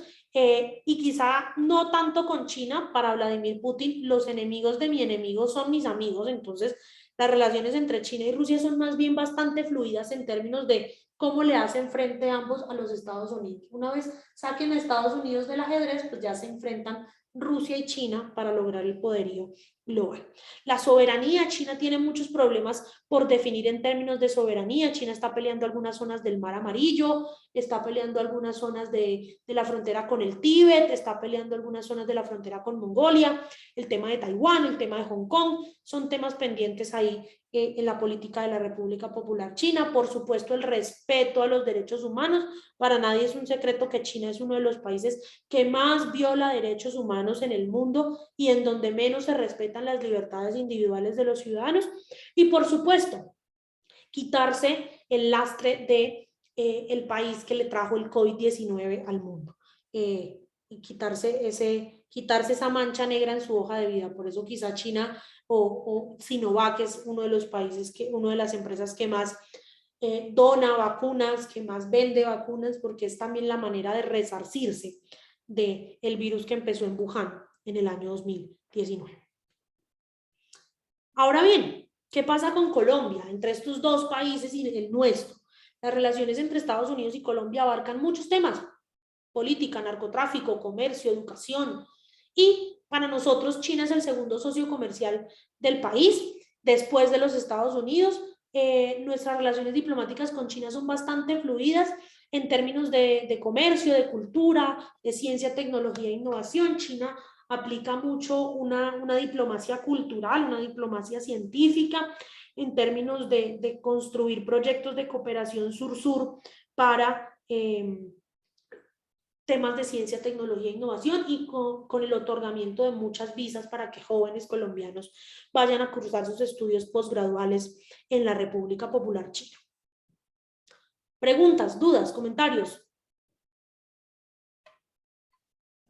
Pues no, profe, yo quería comentar nada más que Estados Unidos se descuidó, y digamos que la influencia china allá en Asia, pues digamos que era algo que se esperaba, pero Estados Unidos se descuidó y ya se metieron mucho en América Latina. Tan es así que China ya es el principal socio comercial de bastantes países de América Latina. Solamente en Colombia y Ecuador, Estados Unidos sigue siendo el principal socio económico. Y pues vamos a ver cómo termina de resolverse eso, porque pues de verdad es delicado para Estados Unidos que en su patio trasero tenga a su principal enemigo político y económico. Tanto así que China va a construir hoy un canal interoceánico por Nicaragua. Que por eso precisamente es que Nicaragua está peleando su dichosa plataforma continental extendida más allá de las 200 millas náuticas en lo que por derecho le corresponde a Colombia, porque ellos necesitan más mar para que China pueda construir el canal de Nicaragua. Que yo creo que esa demanda sí no va a salir bien, pero pues no sé. Bueno, ustedes ¿Ustedes creen realmente que estamos yendo hacia una nueva guerra fría o no? Sí, sí, estamos yendo hacia una nueva guerra fría. Pues no, no podemos decir que ya la estamos viviendo, pero sí estamos en camino a, porque China, digamos que está decidido a ser una potencia económica, sí, política no y militar tampoco, pero en el momento en que China se decide a ser una potencia militar, ya podríamos hablar de que vamos a entrar a una guerra fría 2.0. La otra pregunta, ¿qué destacas de la gestión de Estados Unidos y China respecto de la pandemia? ¿Hubo relación? Ah, pero leí mal. ¿Qué destacas de la gestión de Estados Unidos y China respecto de la pandemia? Bueno, digamos que ambos tienen sus pecados, ¿no? Porque Estados Unidos en el momento en que inició la pandemia estaba liderado por este señor Donald Trump y digamos que la respuesta en un inicio no fue muy efectiva. Tan es así que la ex asesora sobre asuntos de salud de la Casa Blanca la semana pasada en una entrevista dijo que de haber tomado medidas en el momento se hubieran evitado alrededor de 300.000 muertes en Estados Unidos. Entonces, pues algo delicado. Y China, pues es que es lo que usted dice, China solamente nos cuenta una parte de la historia, entonces realmente no podemos saber cómo fue la gestión de China, porque nosotros nos enteramos del COVID cuando seguramente ya era una crisis grandísima en China, pero nos mostraron que era algo pequeño. Entonces ahí no sabemos, profe. Yo creo que Colombia tiene que empezar por dinamizar o por entender que las buenas relaciones con uno no excluyen las buenas relaciones con el otro. No podemos desconocer que China es la puerta de entrada a Asia, que es un continente donde hay países como Malasia, Tailandia, Filipinas, que son economías muy fuertes y con las que podríamos tener buenas relaciones comerciales, pero también en términos de bueno, China es la nueva potencia, tenemos que pegarnos a ese árbol y ver qué podemos aprender y qué podemos sacar de él, sin desconocer que para nosotros, por tradición de política exterior, Estados Unidos es nuestro principal, más importante y único interés romántico en términos de relaciones internacionales, por decirlo de alguna manera, pero pues una relación o una buena amistad con uno no excluye la buena amistad con el otro. Pueden haber muchos más retos hoy en el mundo, señores y señoritas, mucho más allá de los que yo les cuento de esta relación entre estos dos países o de los que ustedes están analizando en sus presentaciones. Lo importante es tener un contexto claro y un contexto más o menos amplio de qué nos espera para poder enfrentar el futuro de la mejor manera posible. Yo quiero agradecerles por la presencia en clase, por la participación, a los grupos que expusieron hoy por las exposiciones, recordarles que el próximo martes escucharemos a dos grupos de los que quedan, y pues que preparen las lecturas de la semana que viene, que ya vamos a empezar a hablar de Colombia, de su historia, de sus retos y de su futuro. Muchas gracias a todos y nos vemos el otro martes. Gracias, profe. Muchas gracias, profe. Muchas gracias. Profe, una pregunta. Señor. ¿El trabajo se sube individual o uno por grupo? Uno por grupo. Ok, gracias. Vale, chao.